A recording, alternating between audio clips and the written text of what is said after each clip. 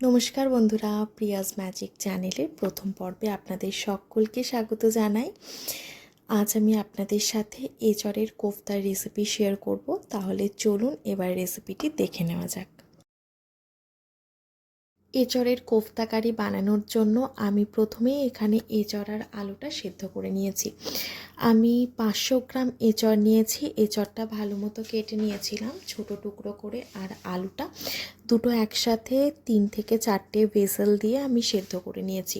তারপর ঠান্ডা করে নিয়ে ভালো মতো মেখে নিয়েছি।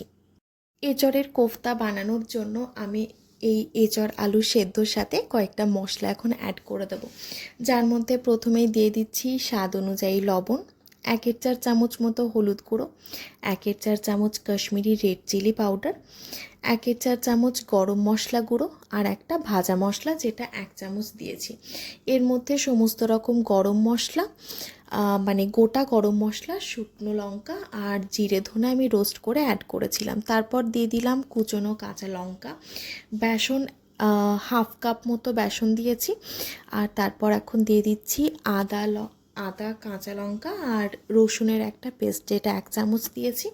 তারপর দিয়ে দিলাম হাফ চামচ মতো গোলমরিচ গুঁড়ো আর একটা মাঝারি সাইজের পেঁয়াজ কুচোনো।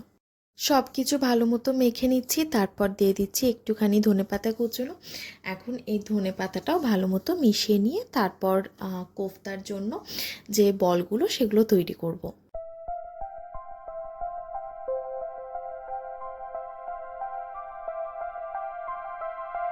কোফতা তো কিছুটা রেডি হয়ে গেল। এবারে এগুলো ভাজার জন্য কড়াই ভালো মতো গরম করে নিয়ে দিয়ে দিয়েছি কিছুটা পরিমাণে রিফাইন্ড তেল। তেল ভালো মতো গরম হয়ে গেছে। এবারে একে একে কোফতাগুলো কড়াইতে দিয়ে আমি গোল্ডেন ব্রাউন করে ভেজে নেব। এই কোফতাগুলোর দুপাশটা আমি সমানভাবে ভেজে নিয়েছি। এখন একটা পাত্রে তুলে রাখছি। এরপর বাকি কোফতাগুলো একই রকমভাবে ভেজে নেব। কোফতাগুলো তো ভাজা কমপ্লিট, এখন একটা পাত্রে তুলে রাখছি। এরপর আমি গ্রেভিটা বানিয়ে নেব। কোফতার কারিটা বানানোর জন্য এখন ওই কড়াইতে দিয়ে দিচ্ছি 2 টেবিল চামচ মতো সর্ষের তেল।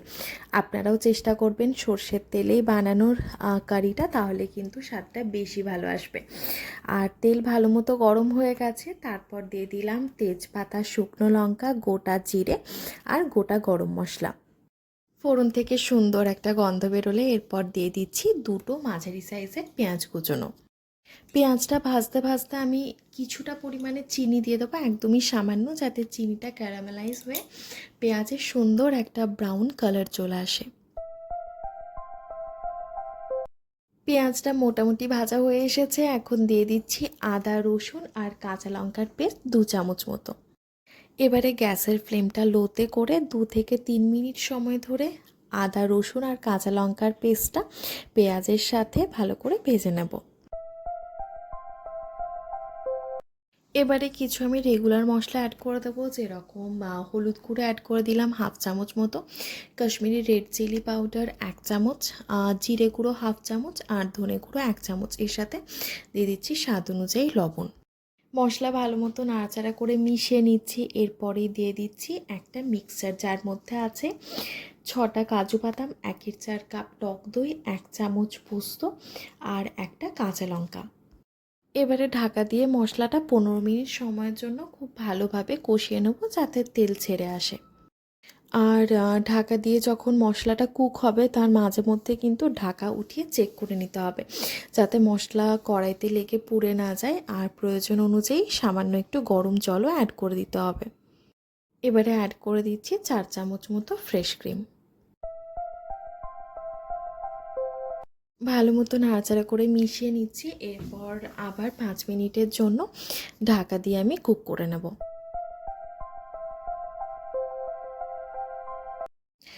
কিছুটা পরিমাণে গরম জল অ্যাড করে দিচ্ছি। আপনারাও কিন্তু অবশ্যই চেষ্টা করবেন রান্না চলাকালীন গরম জল অ্যাড করার, তাতে কিন্তু স্বাদ অনেক গুণে বেড়ে যায়।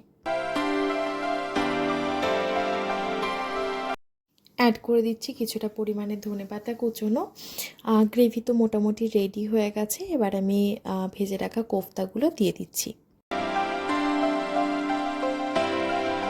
ব্যাস কোফতাগুলো তো অ্যাড করা হয়ে গেল। এরপর ওপর থেকে একটুখানি ধনেপাতা কুচোনো আর একটু ফ্রেশ ক্রিম ছড়িয়ে গার্নিশ করে দিলেই কিন্তু এঁচড়ের কোফতা কারি সার্ভ করার জন্য একদম রেডি হয়ে যাবে। তাহলে চলুন আজ এই পর্যন্তই, আবারও দেখা হবে আর অন্য একটা ভিডিও নিয়ে। ধন্যবাদ, ভালো থাকবেন।